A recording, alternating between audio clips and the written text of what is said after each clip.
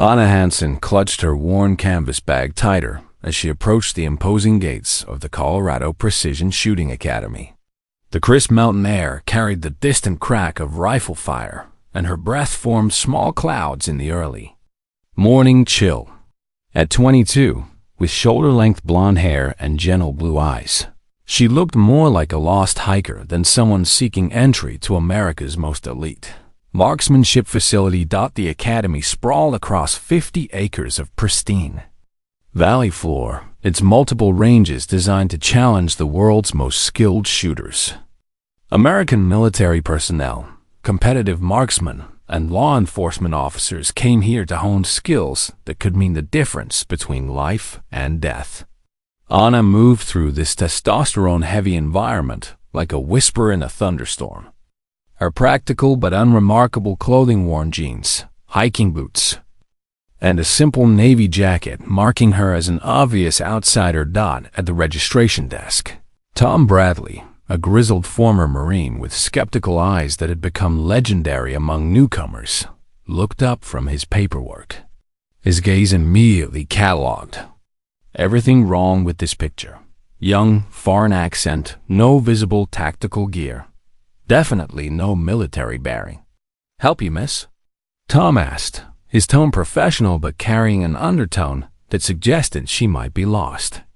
"I'm here for the open practice sessions," Anna replied, her English accented with Danish inflections that made her sound even younger. "I called yesterday about range availability." Tom consulted his logbook, finding her name among the day's reservations. Anna Hansen, no organizational affiliation, no competitive ranking, no instructor recommendation. Just someone who had paid the daily fee and requested access to the basic rifle ranges. "First time at our facility?" Tom inquired, pulling out a clipboard thick with safety waivers and facility rules. "Yes, but I've been shooting for several years back home," Anna said, accepting the paperwork. "I'm studying abroad and wanted to continue practicing while I'm here." Tom nodded with the patient expression of someone who had heard similar claims hundreds of times. International students often arrived with inflated confidence in their abilities, usually learned on hunting rifles or basic sport shooting setups. They rarely lasted more than a few sessions before realizing the academy's standards were far beyond their preparation. What nobody at the Colorado Precision Shooting Academy knew was that Anna Hansen had been preparing for this moment far longer and more intensively than anyone could imagine.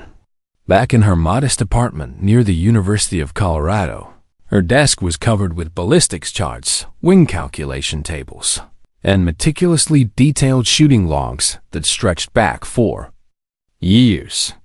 Every evening after classes, Anna spent hours analyzing shooting data, memorizing ballistic coefficients, and studying the subtle art of precision marksmanship with the dedication of a doctoral candidate.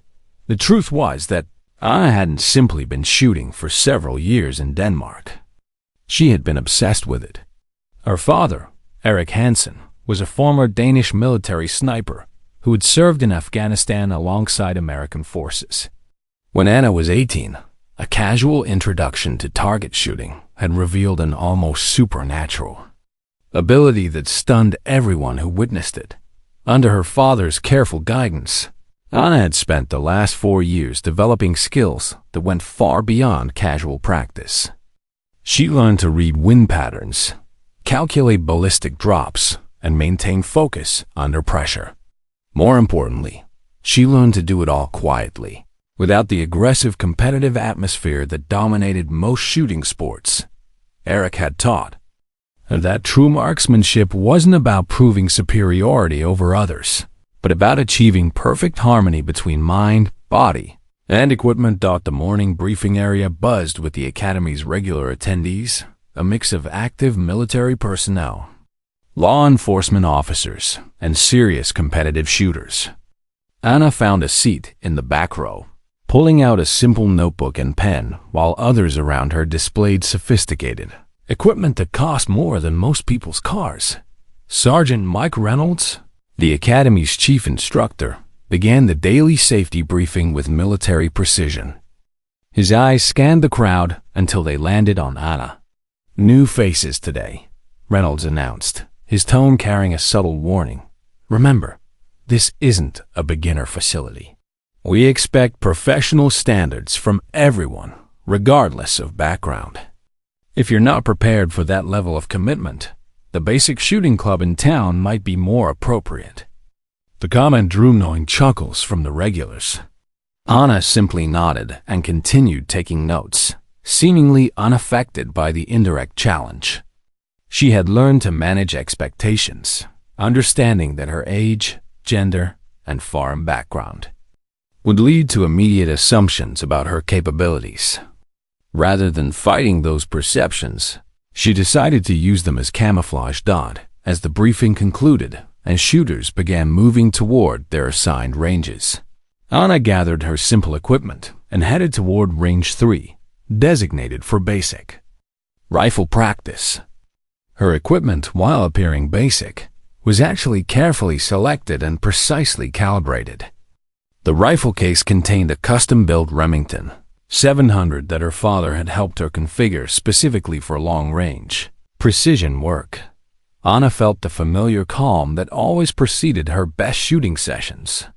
Around her, more experienced-looking shooters were setting up elaborate gear and discussing complex ballistic calculations with the confidence of seasoned professionals.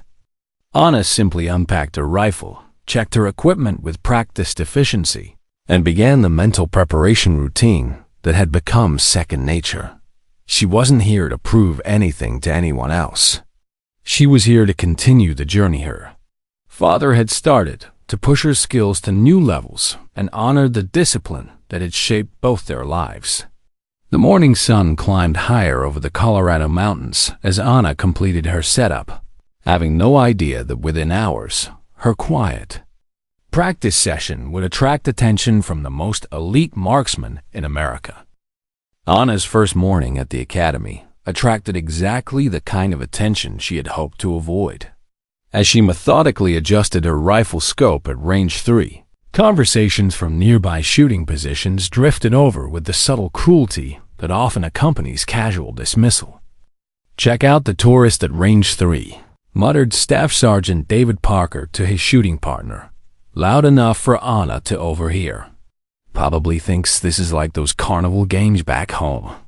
Parker was a Marine Corps instructor who had been using the academy for advanced training courses, and his opinion carried weight among the regular attendees.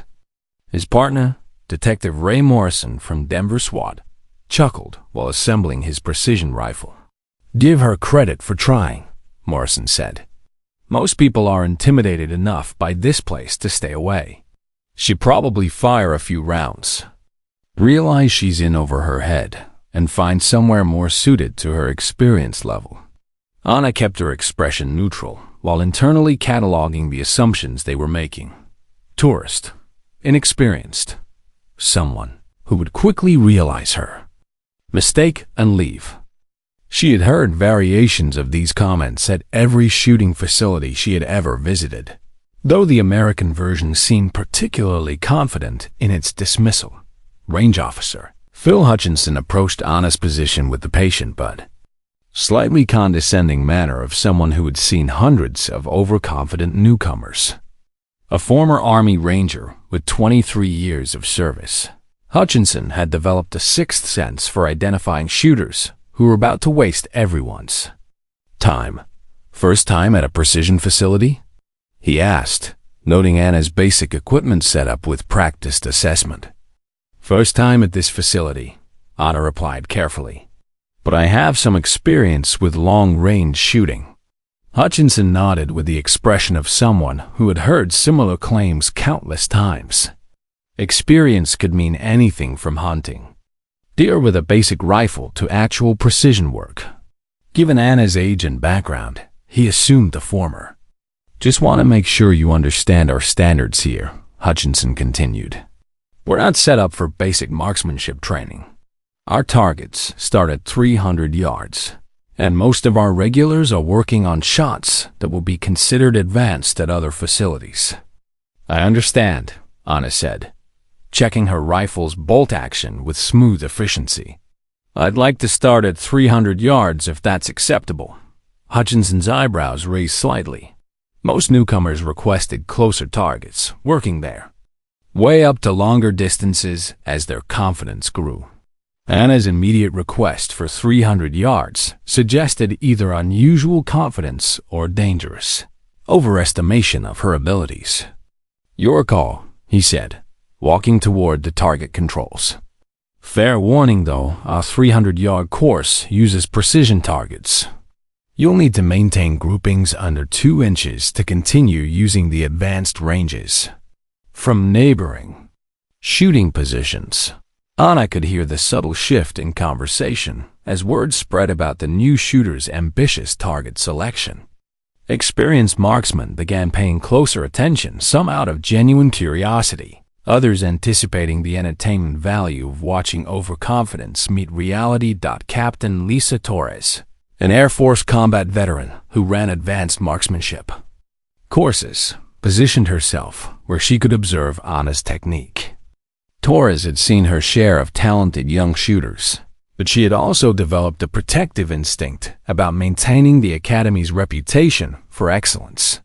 2 inches at 300 yards, Torres commented to the shooter beside her. "That's entry-level precision work. If she can't maintain that standard, Hutchinson will bump her down to the basic ranges where she belongs." The academic nature of the conversation irritated Anna more than outright hostility would have. These people weren't being deliberately cruel. They simply couldn't conceive of someone with her appearance and background possessing advanced shooting skills.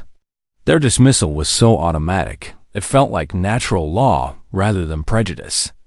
Anna completed her rifle preparation and moved into shooting position. Around her, the Academy's morning rhythm continued with experienced marksmen discussing ballistics, wind conditions, and equipment modifications. She was included in none of these conversations, treated as an observer rather than a participant in the serious work of precision shooting. "Range 3. Your 300-yard targets are active," Hutchinson's voice crackled through the intercom system. "You have 20 rounds to establish your grouping. Academy policy requires consistent precision to maintain advanced range access." Anna chambered her first round and settled into the shooting position that had become as natural as breathing. Through her scope, the target seemed impossibly small and distant, exactly the kind of challenge that had attracted her to precision shooting in the first place. Around her, conversations continued with the assumption that this challenge would quickly expose her limitations and send her to more appropriate training venues. She took a slow breath, found her natural point of aim, and prepared to show the Colorado Precision Shooting Academy what 4 years of disciplined preparation could accomplish. The weight of expectations, or rather, the complete lack of them, settled around her like a familiar blanket. Everyone expected her to fail. That was perfectly fine with Anna. The familiar calm descended as she aligned her crosshairs with the target center. Her father's voice echoed in her memory. "True marksmanship begins when you stop caring what others think and start focusing on what needs to be done." Anna's finger found the trigger's sweet spot, and she prepared to fire her first shot into Sigma, a world that had already decided she didn't belong. Anna's first shot broke the morning silence with a sharp crack that echoed across the valley. Through the spotting scope at the range control station, Phil Hutchinson watched the bullet impact and blinked twice, certain he had misread the target. The shot had struck dead center, creating a perfect hole in the bullseye that would have impressed him coming from any of the Academy's veteran marksmen. "Beginner's luck," muttered Staff Sergeant Parker, though his tone carried less certainty than his words suggested. Anna worked her bolt action smoothly, chambered her second round, and fired again. Another perfect center hit, this one so close to the first that it enlarged the existing hole rather than creating a new one. By her fifth shot, even the most skeptical observers had stopped pretending this was coincidence. Detective Morrison lowered his binoculars and exchanged glances with Parker. That's not luck. That's technique. Anna continued shooting with mechanical precision, each shot finding the center of the target with consistency that defied explanation. Her breathing was controlled, her position stable, and her trigger control so smooth it seemed effortless. More importantly, she showed none of the nervous energy that typically accompanied exceptional shooting by newcomers. She wasn't excited by her accuracy, she was simply executing skills she had clearly mastered long ago.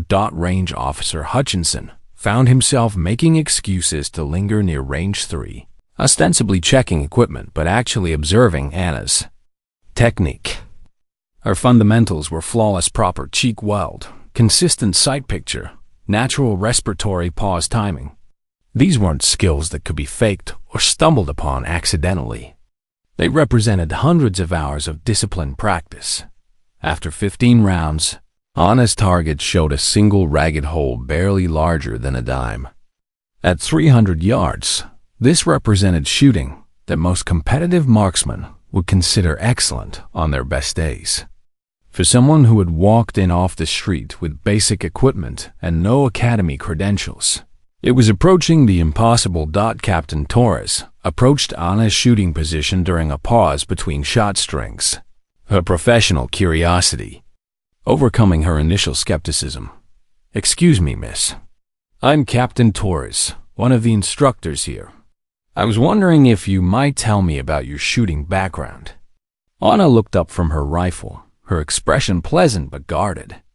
"I learned from my father back in Denmark. He was military and taught me the basics when I was younger." "The basics," Torres repeated, glancing at the perforated target that told a very different story. "What branch of service was your father?" "In Danish Army," Anna replied, offering no additional details.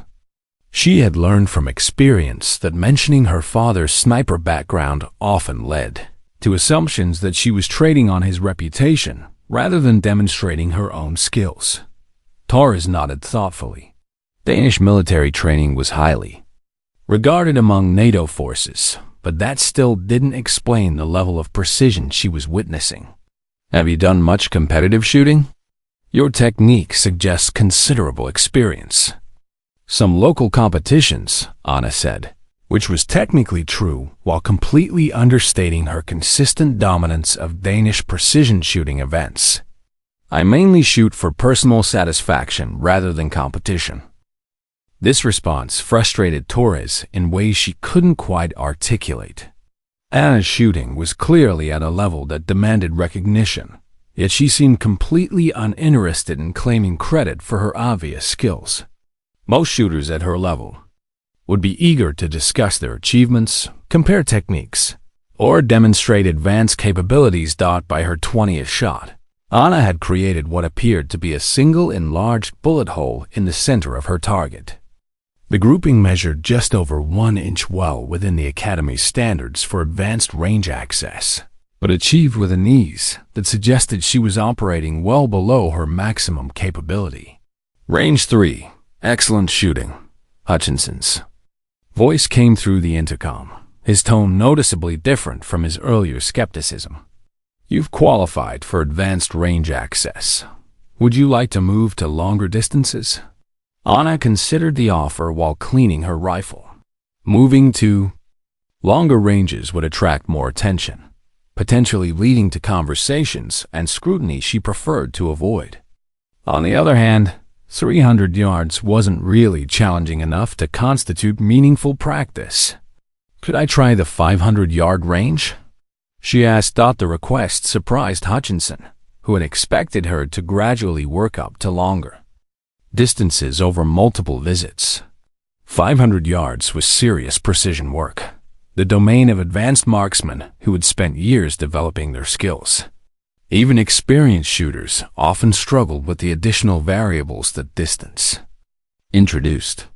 500 yards it is, he replied, curiosity now completely overcoming his initial skepticism. As Anna packed her equipment to move ranges, She became aware of the subtle attention her shooting had generated.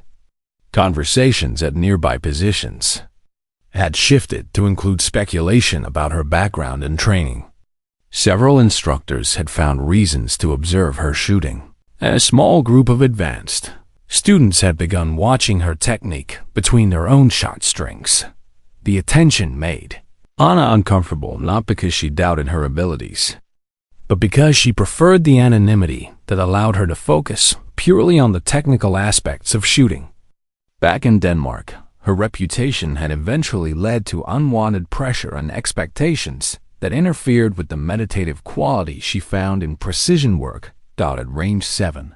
Designated for 500-yard precision shooting, Anna set up her equipment with the same methodical care she had shown at the shorter distance. The target appeared impossibly small through her scope, requiring adjustments for bullet drop and wind drift that separated advanced marksmen from casual shooters around her. The Academy's most serious practitioners continued their own training, though several had positioned themselves to observe her performance at this more challenging distance. Anna understood that her 300-yard shooting had been impressive enough to generate curiosity, but 500 yards would provide a more definitive test of her actual capabilities. She chambered her first round, settled into position, and prepared to demonstrate that her earlier performance hadn't been the extent of her abilities. The morning was still young, and Anna was just getting started. Anna's performance at 500 yards created the kind of problem that institutions like the Colorado Precision Shooting Academy weren't equipped to handle. Her first 10 shots produced a grouping that measured exactly 1.2 inches, a level of precision that even the Academy's instructors achieved only on exceptional days. By the end of her first session at the advanced range, word had spread throughout the facility about the unassuming Danish woman who was quietly out shooting veteran marksmen. The reaction wasn't celebration. It was suspicion. Master Sergeant Robert Williams, the Academy's senior instructor and a man whose authority was rarely questioned, arrived at range 7 during Anna's second day of practice. He observed her shooting through high-powered spotting scopes, took detailed notes on her technique, and engaged her in increasingly probing conversations about her background. "Miss Hansen," Williams said during a break between shot strings, his tone carrying subtle pressure, "I've been reviewing your registration information. You listed recreational shooting as your primary experience. That seems modest given what we're observing." Anna continued cleaning her rifle while responding. "I prefer to let my shooting speak for itself rather than making claims about my abilities. The thing is," Williams continued, "we have liability concerns when shooters significantly exceed their stated experience levels. It suggests either misrepresentation on the application or skills acquired through channels we should probably know about." The implication was clear. Anna's abilities didn't match her paperwork, and that discrepancy was being treated as a potential problem rather than a pleasant surprise. Williams's questions became increasingly specific, focusing on her training history, her father's military service, and the exact nature of her shooting experience in Denmark. Other instructors began finding reasons to interrupt Anna's practice sessions. Captain Torres arrived with routine safety inspections that seemed targeted specifically at Anna's equipment and technique.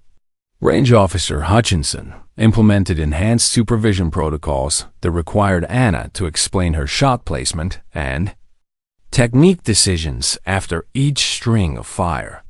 The scrutiny extended beyond official oversight. Anna noticed that her target selections were being questioned more frequently.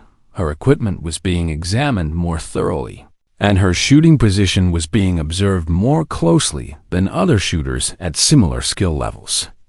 What should have been recognition of exceptional ability was being treated as a potential security concern. Detective Morrison, who had initially dismissed Anna as a tourist, now watched her practice sessions with barely concealed fascination. But even his growing respect was tinged with suspicion about how someone so young and apparently inexperienced could demonstrate such advanced capabilities. "I've been shooting for 15 years, Morrison confided to Staff Sergeant Parker during one of Anna's sessions. "I've never seen consistency like that, especially not from someone with her background. There's got to be more to this story." The whispered conversations followed Anna wherever she went in the facility. Instructors huddled in small groups, discussing her performance in terms that suggested they were trying to solve a puzzle rather than celebrate exceptional marksmanship. The very skill that had impressed them initially was now being dissected for evidence of deception or hidden training. Anna found herself dreading each visit to the academy. The joy she had always found in precision shooting was being overshadowed by constant scrutiny and veiled accusations. Every shot was being analyzed not for its technical merit, but for what it might reveal about her supposedly questionable background. The situation escalated when Colonel Harrison, the Academy's commanding officer, requested a private meeting with Anna in his office. Harrison was a career military officer whose reputation for maintaining institutional standards was absolute.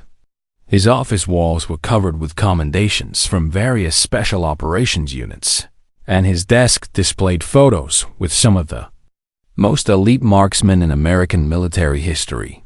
"Miss Hanson," Harrison began, his tone professionally courteous but unmistakably authoritative, "your shooting has been quite impressive.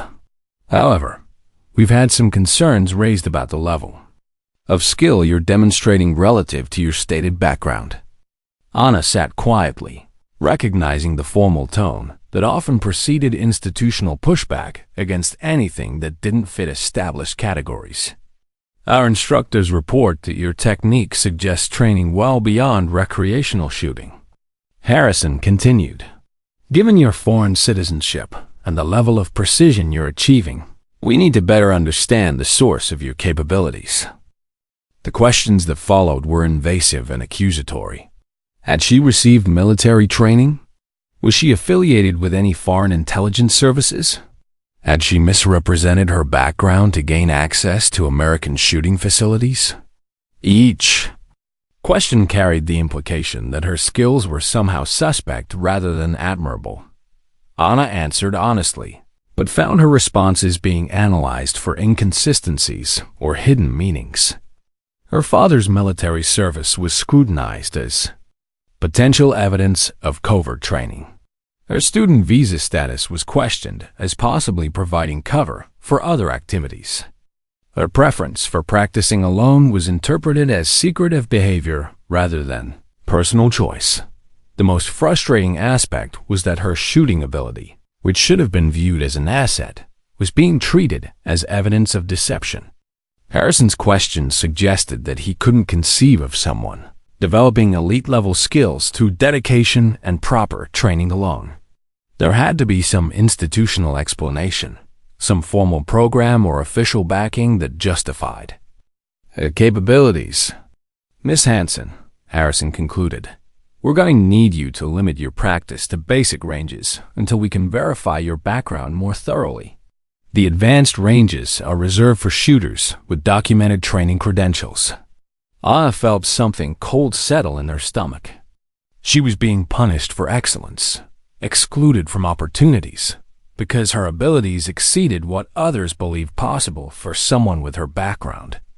The Academy's response to her skills wasn't celebration or curiosity about how she achieved them. It was institutional fear of anything that didn't fit their predetermined categories. "Sir," Anna said quietly, "I've never misrepresented myself or my background. I've answered every question honestly. My shooting speaks for itself."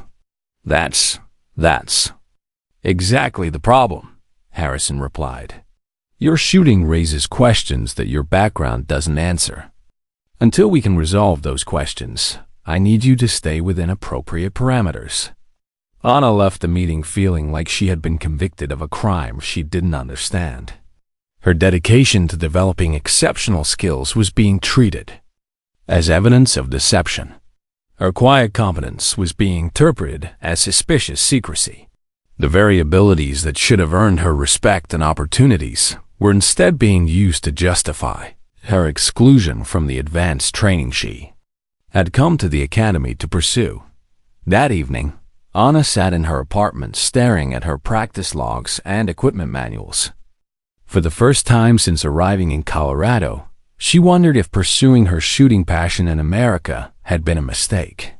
The academy represented the pinnacle of precision shooting training, but if excellence was treated as a threat rather than an achievement, perhaps there was no place for someone like her in their rigid institutional structure. 3 weeks after Anna's restriction to basic ranges, the Colorado Precision Shooting Academy received an unusual request that would test every assumption they had made about capability, preparation, and who deserved access to elite training opportunities. The call came directly to Colonel Harrison's office from Admiral Patricia Stone, commander of Naval Special Warfare Group 2. Her message was brief and urgent.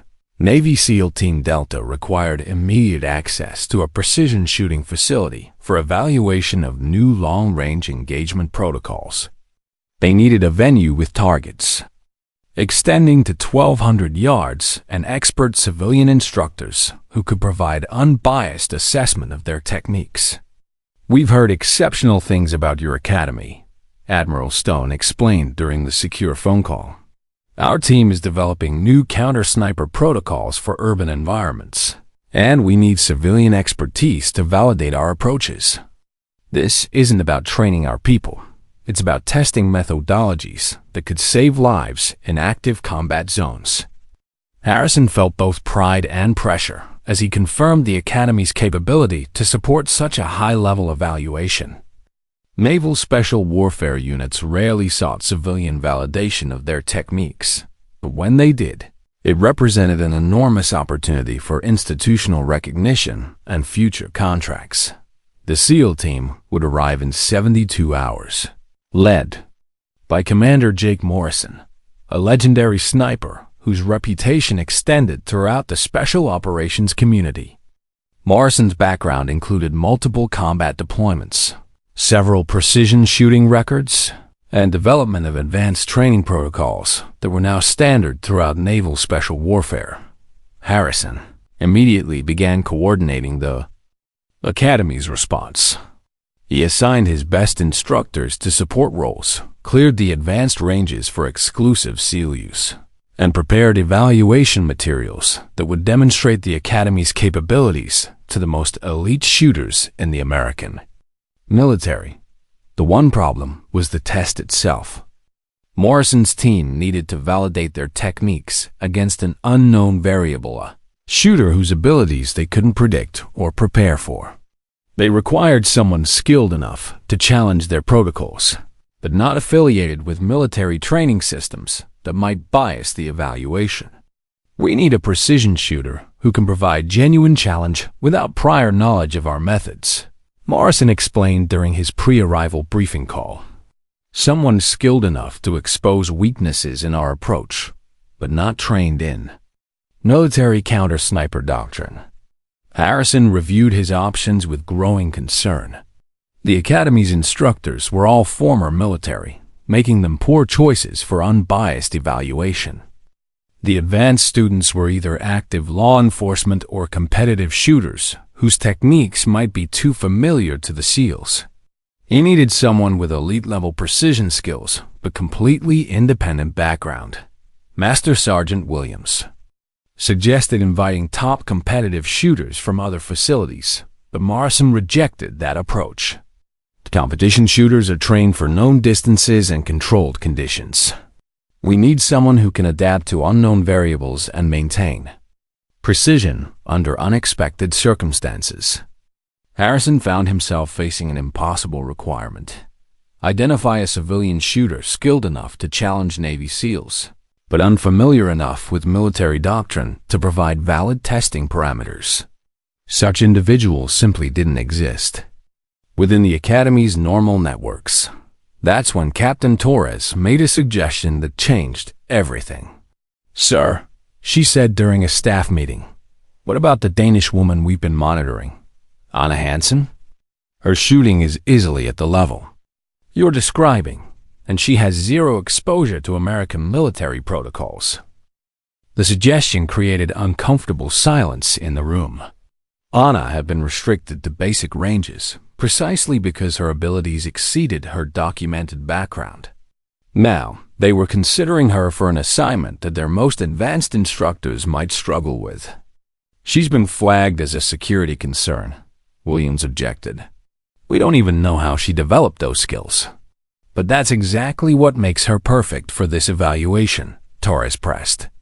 Her techniques are completely independent of American training doctrine. She could provide exactly the kind of unknown variable Morrison needs. Harrison found himself caught between institutional caution and operational necessity. Anna's restricted status reflected concerns about her background, but those same concerns might make her ideal for an evaluation requiring independence from American military training systems. The irony wasn't lost on him. The same abilities that had made Anna seem threatening as a student might make her invaluable as an evaluator. Her skills, which had been treated as suspicious when she sought training opportunities, could now serve a critical national security function. What's her current status? Harrison asked. Still restricted to basic ranges, Williams replied. She's been coming in regularly, but we've limited her to 300-yard targets and standard precision exercises. Harrison made a decision. That would prove the Academy had been fundamentally wrong about Anna Hansen from the very beginning. Bring her in for a capabilities assessment, he ordered. If she can perform at the level Morrison needs, we'll authorize her participation in the evaluation. But I want complete documentation of her abilities before we make any commitments. As the staff meeting dispersed, Harrison realized he was about to discover whether Anna's mysterious skills were the security threat they had assumed or the strategic asset they desperately needed. In 72 hours, Navy SEAL Team Delta would arrive expecting to test their protocols against an unknown challenger. The woman they had been treating as a problem might be exactly the solution they needed. The capabilities assessment took place on a gray Thursday morning under conditions that Colonel Harrison hoped would provide definitive answers about Anna Hansen's abilities. He had assembled the Academy's most experienced evaluators and designed a test that would push even elite marksmen to their limits. If Anna was going to participate in the Navy SEAL evaluation, Harrison needed absolute confidence in her skills. Range 12 stretched to 1,000 yards across terrain that included elevation changes, wing patterns, and target configurations. Designed to challenge the most advanced precision shooters, Harrison had personally selected the test parameters, 10 shots at each of 4 distances, with scoring based on both accuracy and consistency under time pressure. Anna arrived at the designated time, carrying her familiar rifle case and wearing the same practical clothing that had marked her as an outsider during her first visit.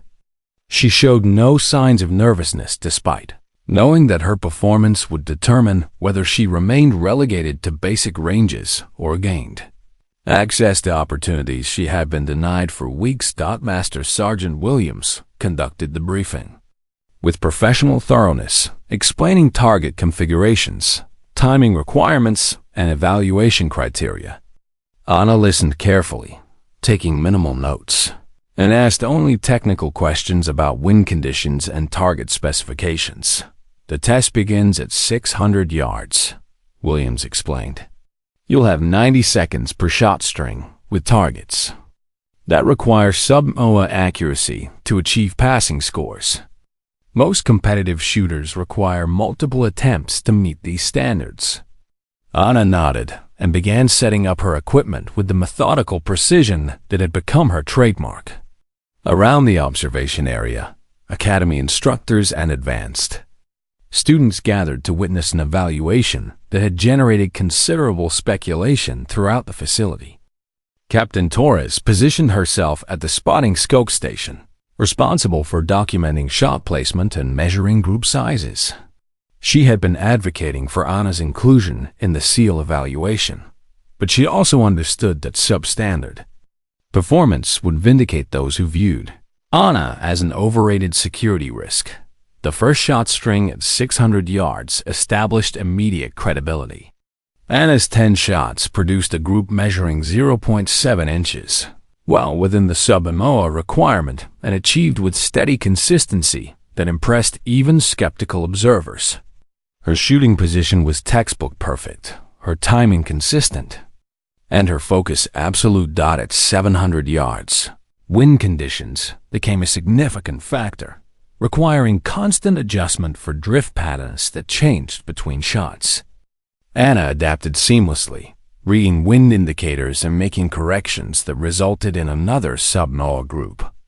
Her shooting demonstrated not just accuracy, but the ability to process environmental variables in real time. The 800-yard test pushed into territory where only the most skilled marksmen maintained consistent precision. Anna's group opened slightly to 0.9 inches, still well within evaluation standards, but requiring every bit of her technical knowledge and 4 years of disciplined practice. At 900 yards, the evaluation entered elite territory. Most competitive shooters struggled to maintain precision at this distance, and even experienced military marksmen often required multiple attempts to achieve consistent accuracy. The targets appeared impossibly small through the spotting scopes, and environmental factors magnified every technical imperfection. Anna's first shot struck dead center, drawing murmurs of appreciation from the observing instructors. Her second shot opened the group by half an inch, still exceptional, but showing the first signs that she was approaching the limits of her equipment and conditions. By the 10th shot, her group measured 1.1 inches, technically exceeding MOA standards, but representing shooting that would challenge most professionals. Colonel Harrison studied the results with growing amazement. Anna had not only met every evaluation standard, but had done so with consistency that suggested she was operating well within her capabilities.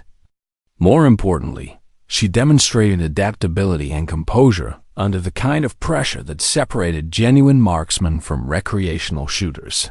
However, Harrison's satisfaction was tempered by a disturbing realization. If Anna could perform at this level, why was the Academy struggling to identify other civilian shooters capable of challenging Navy SEALs?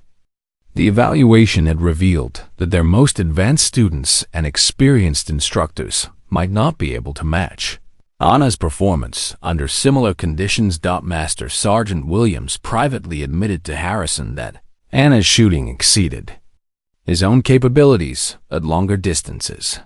Captain Torres acknowledged that Anna's consistency surpassed most competitive shooters she had observed. Even the Academy's guest instructors, including former military snipers with combat experience, expressed respect for technique that clearly represented years of serious development. The uncomfortable truth was becoming clear. The Academy had been treating its most skilled practitioner as a security threat, while struggling to identify anyone else capable of providing the challenge that Navy SEALs required. Anna's abilities weren't suspicious. They were simply better than anyone wanted to acknowledge. "Sir," Captain Torres said during the post-evaluation briefing, "I recommend immediate authorization for Miss Hansen's participation in the SEAL evaluation. Her skills clearly meet mission requirements, and her background provides exactly the independence Morrison requested." Harrison nodded, though he was already calculating the institutional embarrassment of admitting they had been wrong about Anna's capabilities and value to the Academy. The woman they had been excluding for exceptional abilities was now their best option for supporting one of the most important evaluations in the Academy's history. Anna received the call that evening as she was reviewing ballistics tables for the following week's restricted practice sessions. Captain Torres's voice carried an unusual combination of formality and anticipation. "Miss Hansen, This is Captain Torres from the Academy. Colonel Harrison would like to meet with you tomorrow morning to discuss a training opportunity. Please bring your equipment and be prepared for potential range work." For the first time in weeks, Anna felt genuine excitement about returning to the Academy. The evaluation had proven her capabilities beyond any reasonable doubt. Now, perhaps those skills would finally be recognized and properly utilized. Monday. Morning arrived with crystalline mountain air and conditions that Commander Jake Morrison immediately recognized as perfect for precision shooting evaluation. Anna arrived at the Academy an hour early, using the extra time to familiarize herself with the extended ranges and equipment configurations that would define the day's challenges. Morrison's team had transformed the Academy overnight. Advanced spotting equipment, electronic target systems, and ballistic measurement devices created a technological environment that rivaled military training facilities. Anna watched the SEALs prepare their evaluation protocols with methodical precision that had made them legendary among special operations units.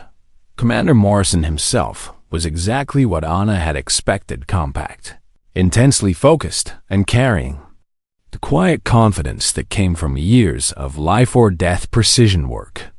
When he approached Anna's preparation area, his assessment was immediate and thorough, cataloging her equipment, posture, and demeanor with professional interest.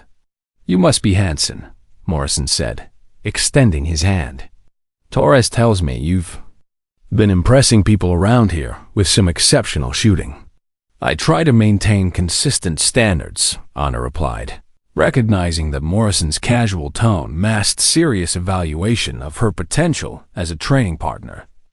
"We'll see about that," Morrison said with a slight smile. "Today's scenarios are designed to test adaptive precision under unknown conditions. We're not looking for target practice. We're evaluating combat-applicable skills under realistic pressure." The first scenario placed Anna at an observation position 800 yards from multiple target areas, scattered across terrain that simulated urban environments. Morrison's team would attempt to neutralize simulated threats while Anna provided opposition shooting designed to test their counter-sniper protocols. "Your job," Morrison explained, "is to engage targets that represent threats our team needs to identify and neutralize.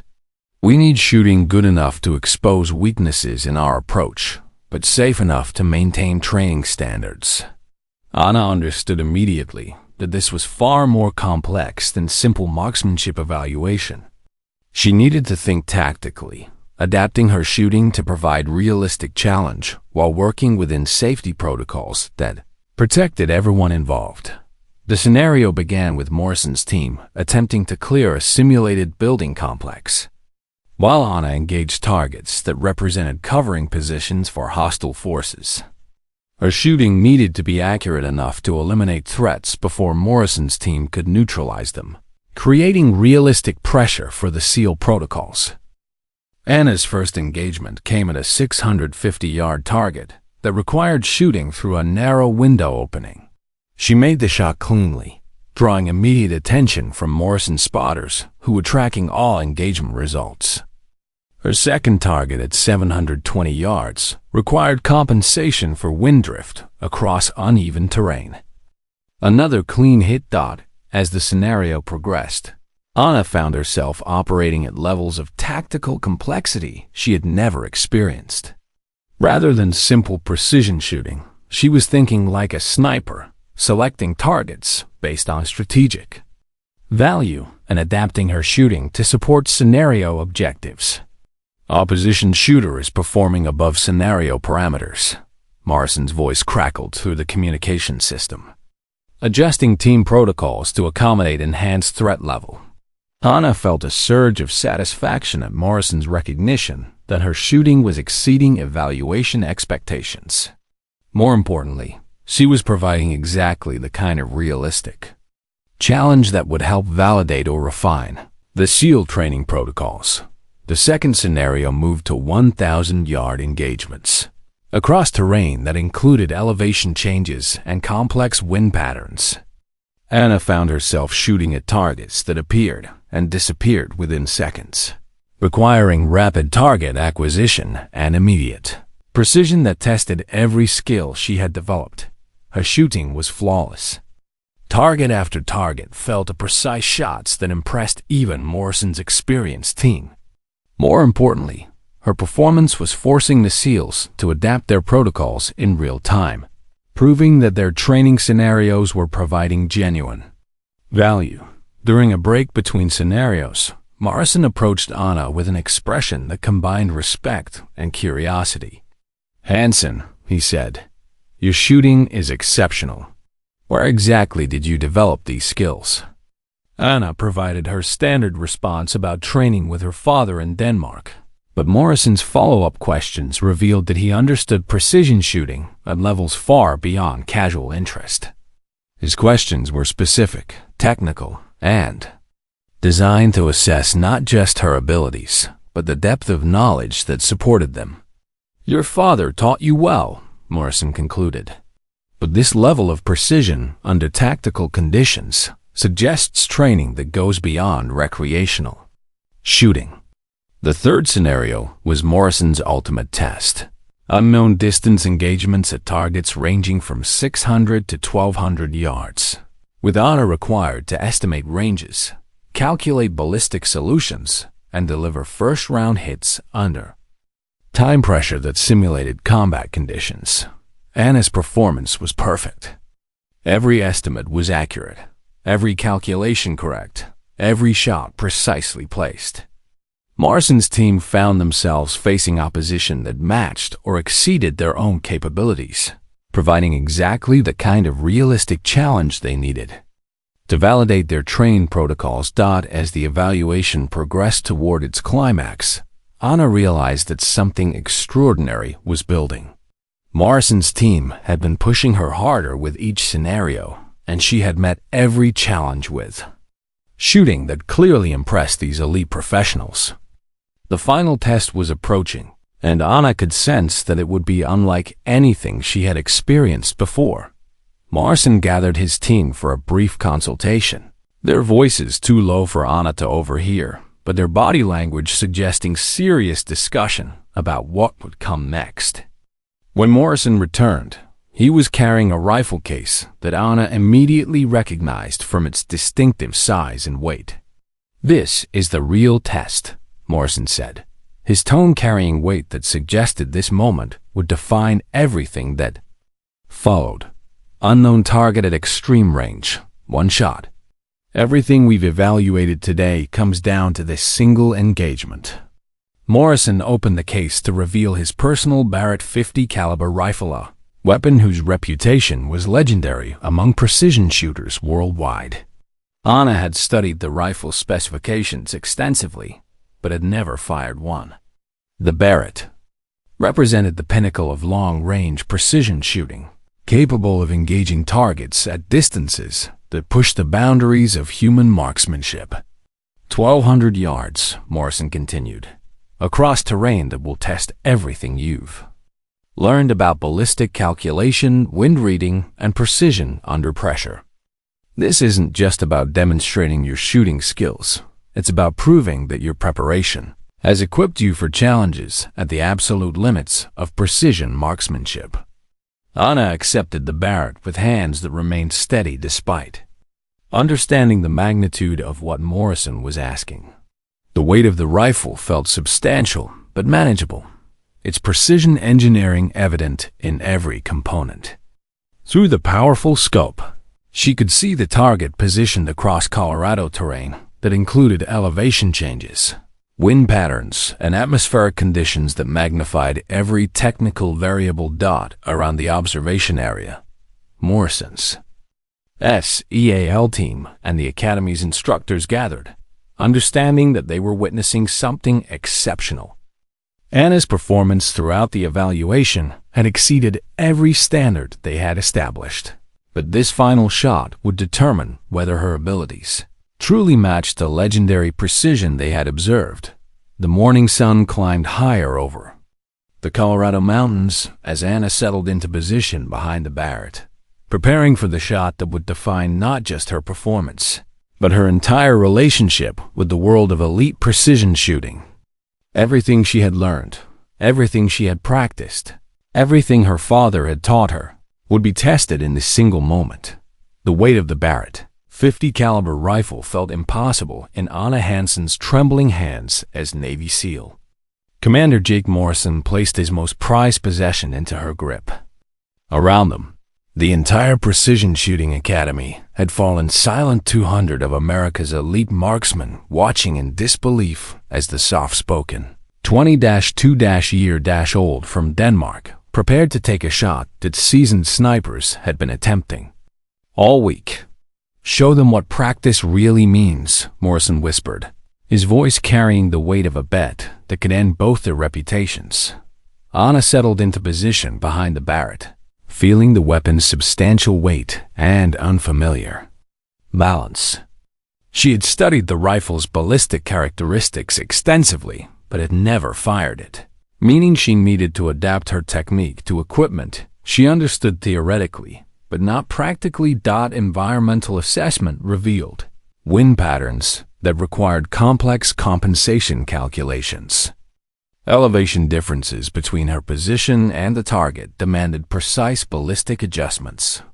Atmospheric conditions added variables that could affect bullet trajectory in ways that separated successful shots from misses measured in inches. She performed her calculations methodically, drawing on 4 years of ballistic study and her father's teaching about precision under pressure. Range, 1,200 yards. Elevation, 847 feet above target. Wind, 8 miles per hour from 2 o'clock, requiring 2.3 MOA compensation. Atmospheric conditions stable. Anna chambered the massive .50 caliber round, settled into position, and found her natural point of aim. Through the scope, the target appeared impossibly distant, a small mark that represented the culmination of everything she had worked towards since beginning her precision shooting journey. "Whenever you're ready, Hansen," Morrison's voice carried across the range. Anna took her natural respiratory pause, found perfect sight alignment, and squeezed the trigger with the smooth control that had become automatic through thousands of hours of practice. The Barrett's report echoed across the Colorado mountains like thunder. The silence that followed stretched across the range like a held breath. Through his spotting scope, Morrison tracked the bullet's flight path across 1,200 yards of Colorado mountain terrain, watching for the impact that would determine whether Anna Hansen was simply an exceptional recreational shooter or something far more significant. The target appeared to explode in a puff of debris as the .50 caliber round struck dead center, creating a hole that would have impressed Morrison even if he had made the shot himself. Around the observation area, Morrison's SEAL team exchanged glances that combined respect with genuine amazement. "Perfect center hit," Morrison announced, his voice carrying across the range with unmistakable admiration. 1,200 yards. First round, unfamiliar weapon. That's exceptional shooting by any standard. Colonel Harrison approached Anna's position with an expression that showed none of the suspicion that had characterized their previous interactions. For months, the Academy had been treating Anna as a security concern, questioning her background and restricting her access to advanced training.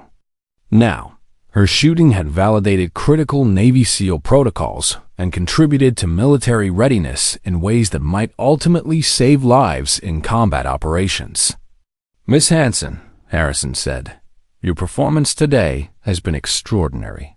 Your contribution to this evaluation has exceeded every expectation we had when we authorized your participation." Captain Torres, who had consistently advocated for Anna's recognition despite institutional resistance, felt vindication watching Anna receive the respect her abilities had always deserved. Master Sergeant Williams, who had been among Anna's most vocal skeptics, found himself reassessing everything he had believed about civilian shooting capabilities. Morrison's debrief with his team revealed the full significance of Anna's contribution to their training evaluation. Her shooting had provided exactly the kind of realistic opposition they needed to validate their counter-sniper protocols.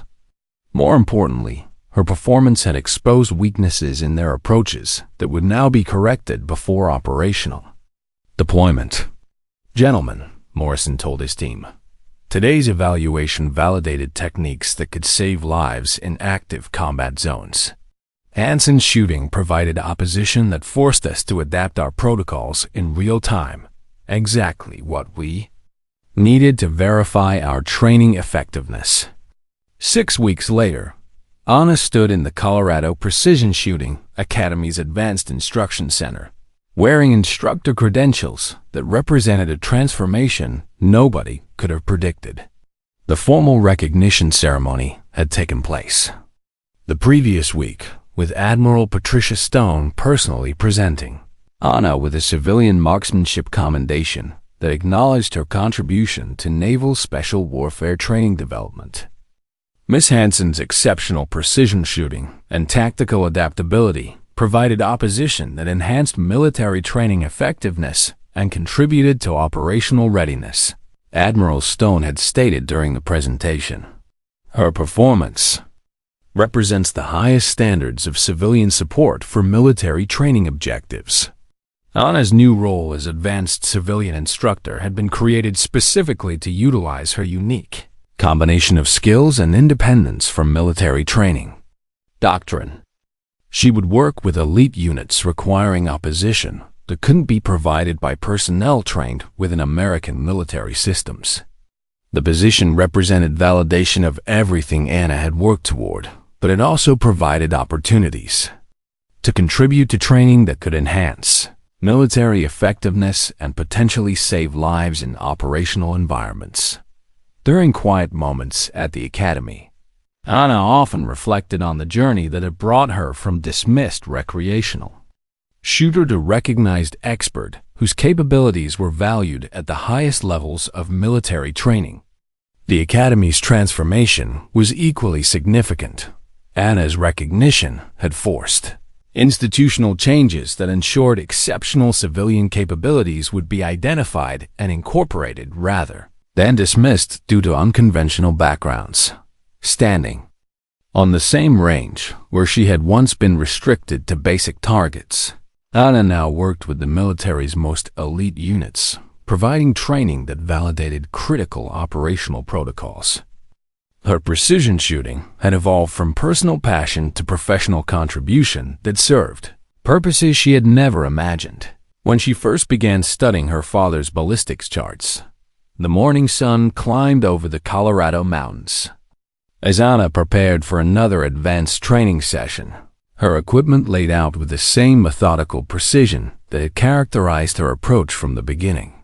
The difference was that now, instead of being dismissed as too inexperienced, she was recognized as exactly the kind of exceptional capability that military training required. Anna smiled as she chambered her first round of the day, knowing that some of the most important shots aren't the ones that hit targets, but the ones that prove what's possible when preparation meets opportunity and dedication overcomes assumptions. Her father had been right. True marksmanship wasn't about impressing others, but about perfect execution when it mattered most. And today, like every day since that moment with Morrison's Barrett, it mattered more than she had ever imagined possible. If you enjoyed this story, don't forget to hit the subscribe button and become a part of our Everyday Life Stories community. Where are you watching from? Drop a comment below. We love hearing from our amazing viewers around the world.